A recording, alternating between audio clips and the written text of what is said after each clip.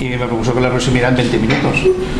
Lo he intentado, he hecho un repaso general y he intentado pues compensarlo todo en 20 minutitos y hacer, pues como es la primera sesión de introducción, pues eso, que sea solo un repaso general y después ya se irá profundizando más en cada apartado.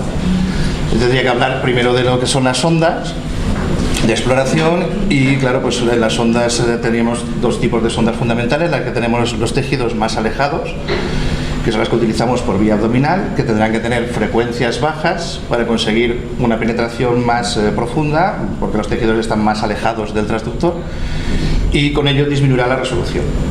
Y las sondas que utilizaremos vía vaginal o rectal, que es al revés, como tenemos los tejidos más próximos, podemos utilizar sondas con frecuencias más elevadas y aumentar la resolución.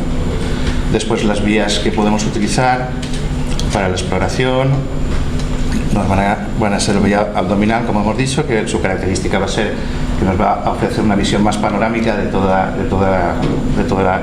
la pelvis, tanto la pelvis verdadera como la pelvis falsa, a cavidad abdominal, incluso las fosas renales, que todos sabemos que hay malformaciones genitourinarias que nos permitirán pues, explorar también la fosa renal. Necesitaremos la vejiga que esté bien reflexionada para que nos cree el campo acústico, desplace las asas intestinales y nos permita tener la visión de la pelvis a través de esta ventana acústica. La vía vaginal, por el contrario, pues, nos permitirá una visión con mejor resolución, más próxima, con una peor orientación. Es más fácil orientarnos cuanto más panorámica la visión. La visión vaginal será un poquito más reducida, con movimientos más limitados, y tenemos una profundidad de estudio máxima de 6 centímetros. Después siempre podemos utilizar la vía rectal, en la que podemos utilizar la misma sonda vaginal o sondas adaptadas con una visión circunferencial para poder estudiar los esfínteres y el canal anal. Vía introital, que podremos, sobre todo, la utilizaremos para ver la vejiga, la uretra, el ano, los esfínteres anales y el suelo pélvico, la musculatura del suelo pélvico. Y transperineal, que también se utiliza. Aquí os pongo las imágenes que podríamos utilizar, pero lo que estamos comentando es la visión más panorámica.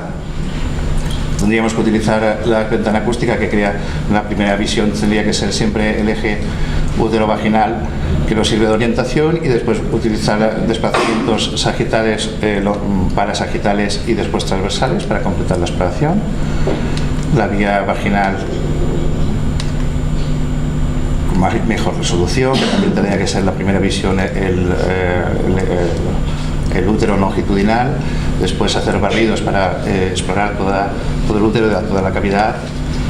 La forma de la cavidad endometrial sería de una forma triangular, y después desplazarnos a buscar los ovarios. A nivel introital podemos buscar el esfínter anal, en que veremos la mucosa, después veremos el esfínter interno, el esfínter externo y los músculos elevadores del ano. Y la visión con sondas adaptadas a la visión anal. Dentro de la anatomía, pues tendríamos que hacer todo el repaso de lo que es la pelvis, las estructuras musculoesqueléticas, útero, ovario, la vejiga, los intestinos y toda la red arterial y vascular. Del músculo, pues tendríamos que valorar la anatomía de los huesos de la pelvis. En ecografía ya sabemos que no podemos estudiarla, que es una sonda acústica. Y a nivel muscular, pues tendríamos que ver la pared anterior, los músculos rectos, los oblículos y de los transversos, y en posterior podemos ver los piriformes, el psoas ilíaco y los obturadores. Una visión, unas cuantas imágenes generales, pues podríamos ver los rectos abdominales. Un poco más lateral tendríamos los oblicuos y los transversos. No me entra. Aquí veríamos los músculos piriformes en la zona, utilizando visión abdominal en la zona alta, los piriformes, útero y vejiga, otra vez el útero y las dos sombras que forman los músculos. El músculo psoas, con su tendón de inserción, que siempre va relacionado con los vasos ilíacos.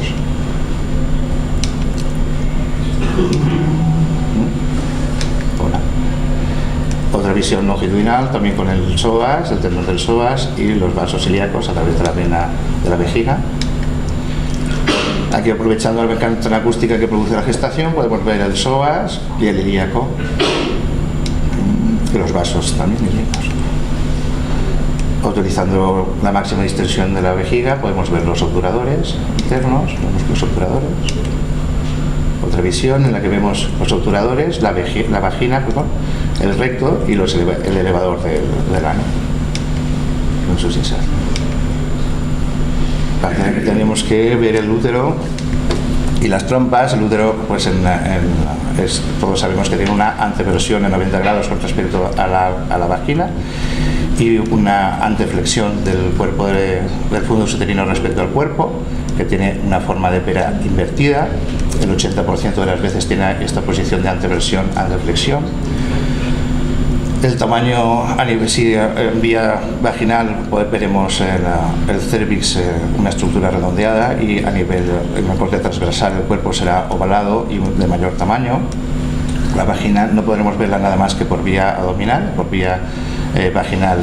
Estamos dentro de ella, no podemos observarla.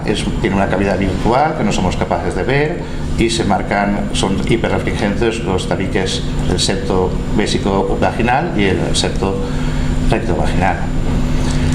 A nivel de la exploración transvaginal, a nivel de la exploración vaginal podemos ver más detalle cómo se ve, y para poder estudiar el cervix tenemos que retirarnos aproximadamente 2 o 3 centímetros, y entonces se visualiza mejor el cervix y el canal cervical.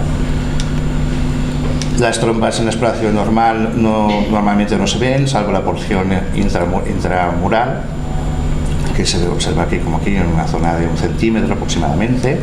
Sería la zona en la que veríamos colocados los esures y los utilizáramos como método de anticoncepción, y se está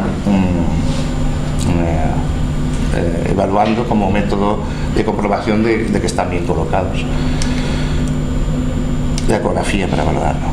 Las trompas, para poderlas valorar, también tenemos la ecohisterosalpingografía, que aquí tenemos la imagen de cómo se consigue, una sonda que fluye el canal cervical, y introducimos líquido fisiológico o un medio de contraste ecográfico, y distenderá la cavidad, y podemos ver también cómo fluye por las trompas. Los resultados son similares a la histerosalpingografía, por lo cual podríamos sustituirlo y utilizarlo nosotros como estudio de esterilidad.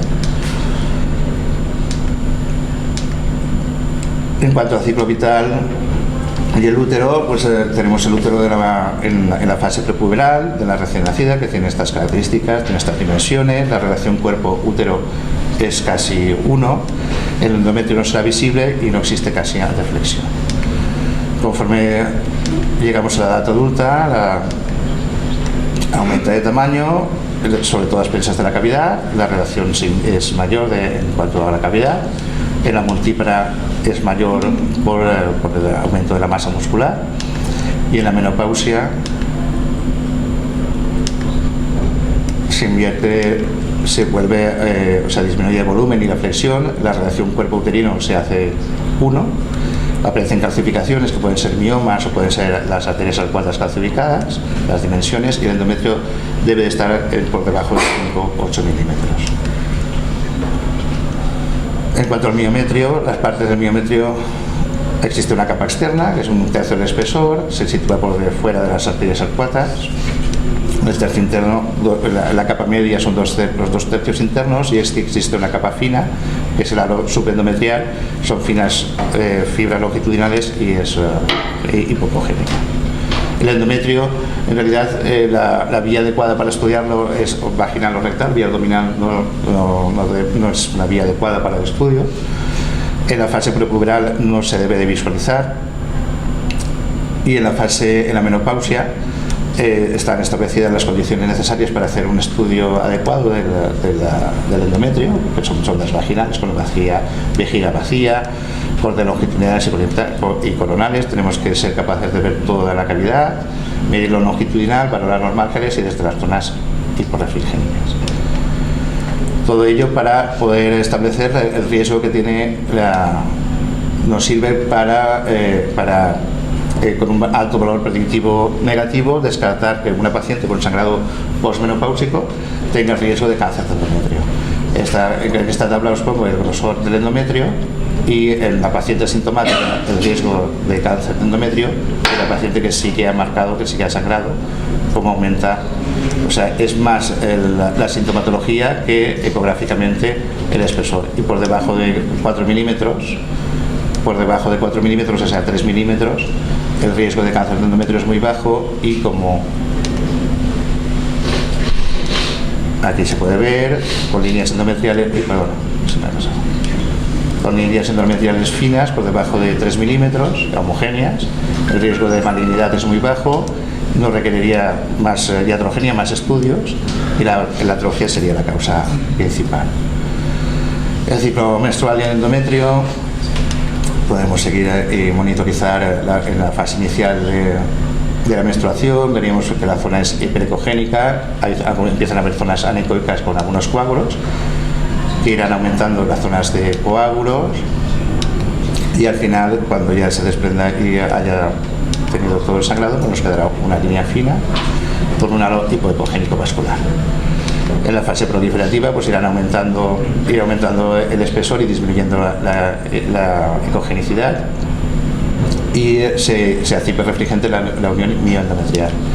Irá aumentando el espesor y al final conseguiremos la visión de triple línea del endometrio proliferativo. A nivel secretor pues irá disminuyendo, aumentando las líneas hiperecogénicas y aumentando la hiperecogenicidad de la capa esponjosa y desapareciendo la interfase. Con lo cual al final también será igual que la fase inicial menstrual. Los ovarios al estudio se verán como zonas ovaladas. Aquí tenemos las dimensiones. Se encuentra en la próstata ovárica, que se sitúa a nivel de la bifurcación de los vasos ilíacos externos e internos, aunque hay muchas variaciones en su posición. Las partes del ovario.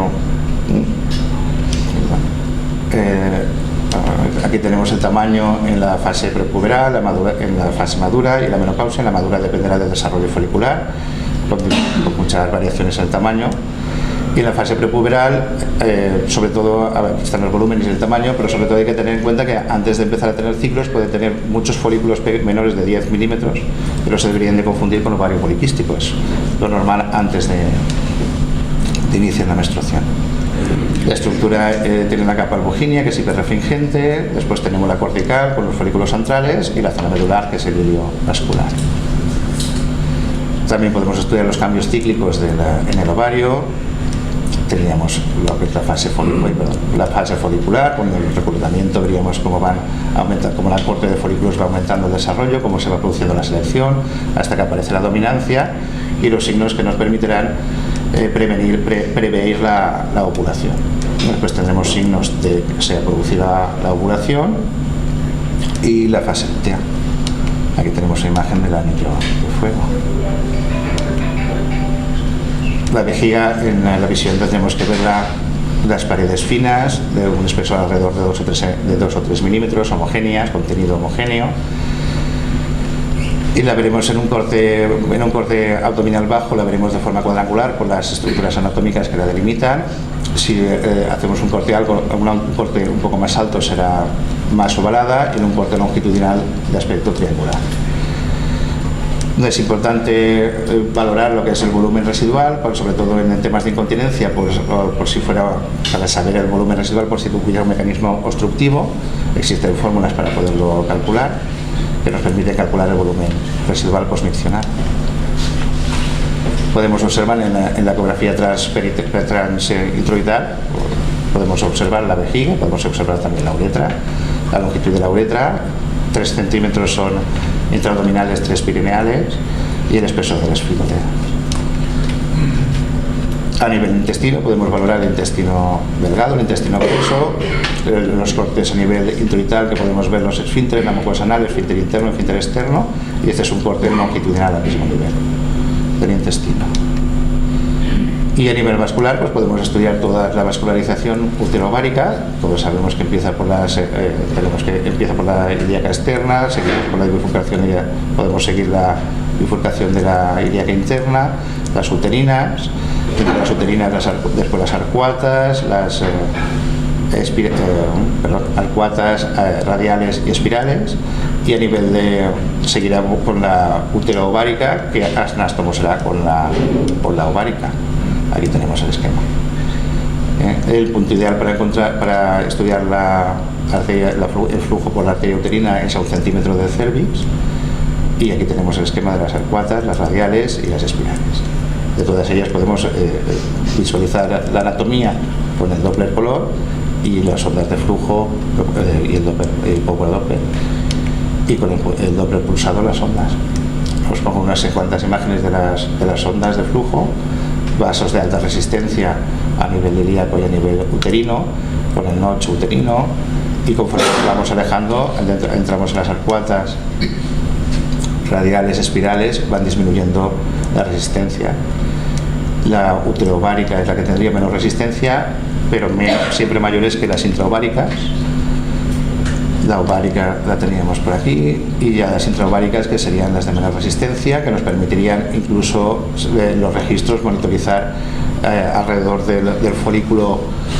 Nos permite monitorizar incluso la ovulación con las bajadas de resistencia que se producen alrededor del propio folículo, y podríamos estudiar también la fase T.